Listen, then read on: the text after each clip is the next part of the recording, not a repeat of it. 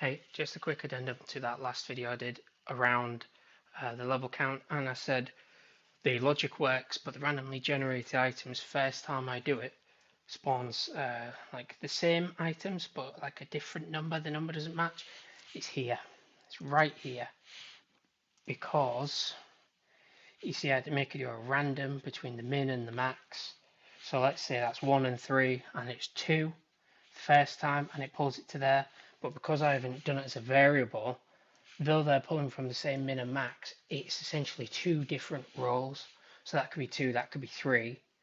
So then that's why when I go back into the level, the number changes. So what I need to do is a local variable, and I call it, I don't know, random, no, best not call it that, amount.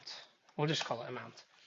So it goes true, pop it in there, pop that there, and then have that feed to that feed to that, compile, save it just in case. If you do Control Shift and S, it saves everything rather than just saving your blueprint.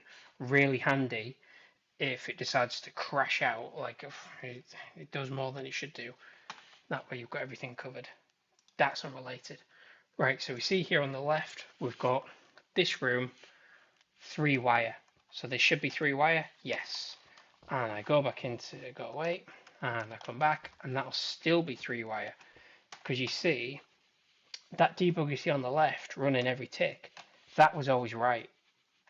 Because whatever that said was whatever it would be when you come back into the level. Because it's storing that second roll of that random variable, it's storing this roll. So the first roll you get maybe 2, but that debug could say 3, and then the second time you go into the level, it's 3, matches the debug. So that's the problem. I had a random integer feeding 2 rolls rather than rolling it once, locally storing it, and then sharing it twice. So that's problem solved.